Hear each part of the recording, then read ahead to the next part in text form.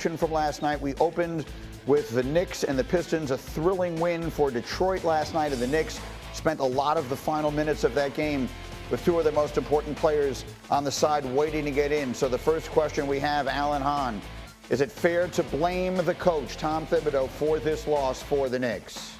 I'm going to say no, it's not fair to blame the coach for the loss because there's a lot of reasons why they lost while we're watching Tyrese Halliburton. Yeah, that's obviously the wrong. That's the Indiana game which we just talked about a moment ago on your screen. This is the point, is the Knicks here last night. Leaving them on the sideline, of course, is something that is maddening because in that moment you want the best closer in the game on the floor.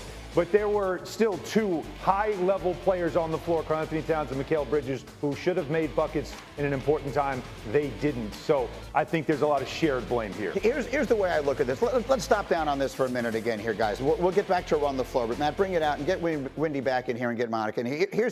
I said the same thing about JJ Redick yesterday. Of course the coach is to blame, because that's your lot in life. You want to be an NBA head coach, you've got to make these decisions in real time. Heavy is the head that wears the crown. You've got to live with the consequences. Right. There's nothing in the world easier than coming in here the following morning and sitting here with the benefit of having seen how it worked out and saying, oh, you got that wrong. As it turned out, there's no question. If he knew how it was going to go, he would have done it differently. So do you say that you blame the coach? Yes, because that's the coach's job, is to make these decisions without knowing the results ahead of time. So I know it sounds critical or nasty or whatever it is to say, yeah, the coach gets blamed for the loss. That's the reality. When you're the coach, you make the decision, you live with the consequences. He would have done it differently if he had known how it was going to turn out. Is that fair? I think that's 100% fair. And look, Tom Thibodeau, you can say what you want about the minutes, about how he plays guys, but one thing that is never said of Tom Thibodeau is that he is ill-prepared. He's a great coach. 100%, right? And so to have this moment,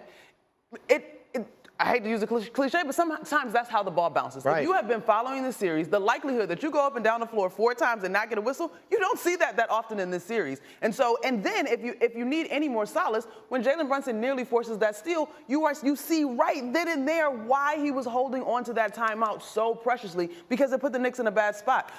It is unfortunate the way that the game bounced. I like what Hans said in terms of you can divvy out blame, but again, Mikal Bridges got a great look. Karl Anthony Towns, to me, reverted to a little bit of allowing Tobias Harris to put too much pressure on him because, frankly, he could have gotten deeper into the paint and got another good look in that same time frame while those guys were out. Windman, final word from you on this for the moment. Yes, you can second-guess any coach in this type of situation. The thing is, Jalen Brunson is such a killer in these exact moments, these 3 possessions. You have to figure he gets at least 1 score, maybe 2, maybe generates. And that's why it's so high leverage, because the reason the Knicks are even in this spot ahead 3-1 is because Brunson gets it done in these spots. That's why it hurts so much. That's why the Knicks fans were crawling out of their skin on the sidelines last night. Yes, I did an essay yesterday here on the show about how Brunson is the most clutch player in the NBA. It had 500,000 views on Twitter yesterday alone. Somehow Tom Thibodeau missed it because he God, Greeny. that was Hembo's line. I'm kidding. Coach, be mad at Hembo. Don't be mad at me. All right, next up is LA. Lakers down 3-1. Speaking of coaches who made decisions that wind up not working out the way they wanted, they will be looking to stave off elimination tonight against Minnesota. By now you know, Game 4, second half, JJ Redick becomes the first coach ever to play the same 5 players for an entire half of a playoff game, at least as back as far as 1998, because that's how far back we can track these things. Yesterday he was asked if he regretted the decision. No, and you know what? Looking back now, I mean, what have we scored? 19, 20, 13 in the 4th quarter. You know, it's a trend, more so than that. I mean, we missed, our 2 best players missed layups at the rim. You know, it's, I don't think they missed layups because they were tired. All right, Joe Fortenbaugh, our gambling expert, jumps into the conversation as well. But Windy, I start with you. What was your reaction to what we just heard from JJ Redick? Well, he certainly knows his team better than anybody. I don't quite follow the logic because he's talking about how he didn't think fatigue was a factor, but then he's complaining or pointing out, I should say, that his team is not getting it done in the 4th quarter. I just think those are related. If you look at this series, the Lakers have been outscored by 36 points in the 4th quarters of these 4 games. Specifically in games 3 and 4, they got outscored by 10 in game 3 and 13 in game 4. To me, that's the difference, and I just think fatigue played a role.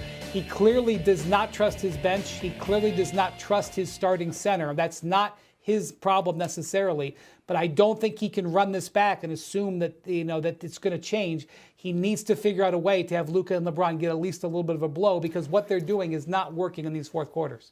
I agree with Windy. If you listen to what JJ was saying, he basically was saying, look, fatigue was not a factor. Our guys were just tired, okay? I mean, if you look at the end of the game, they're missing layups, they're missing shots they never normally would.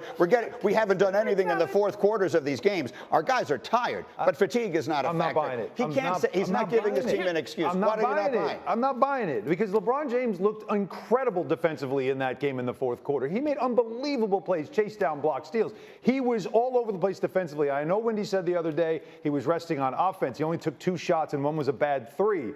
But they were getting after. When can we just say that the Timberwolves are a really good defensive team that have length defenders that know how to defend? They got away with a trip that should have been called. It wasn't. They had a look to tie it that they missed. There was an opportunity for the Lakers to win this game, and they didn't, because the Timberwolves made big plays, and they are a really good defensive team that matches up well against them. We cannot just keep saying it's fatigue when LeBron James is 40.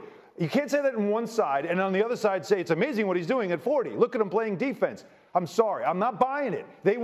I'm not using fatigue as an excuse. I am crediting the Timberwolves for making great stops and shutting that game down, and the Lakers not getting a call they should have gotten. I love you like a brother, but I couldn't disagree more. Fine.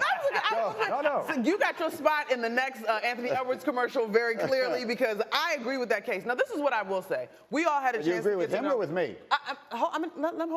Hold on. You can say it's okay. You can say you side with me. It's all right, Monica. I do think that the Wolves are not getting enough credit. But what I will say is we all had a chance to get to know JJ Redick, and he is a high performer at all levels. And so I think what you're hearing in that sound, whether you want to go to the actual choice of not using the word fatigue or tired or not, you are hearing the level of expectation that he has for his team. He lasered in on 2 layups, and he's right. Luka Doncic and LeBron James, I don't care what time in the game it is, y'all are supposed to make layups. And so I think for him, he has such incredible expectations. Remember, he had a great relationship with LeBron prior to becoming his head coach. Luka supposedly asked Luka when he joined the team, can I coach you hard? Luka supposedly said yes. And so for him, you are seeing the level of expectation that he has for those guys, and he's not willing to make an excuse. I understand what you're saying.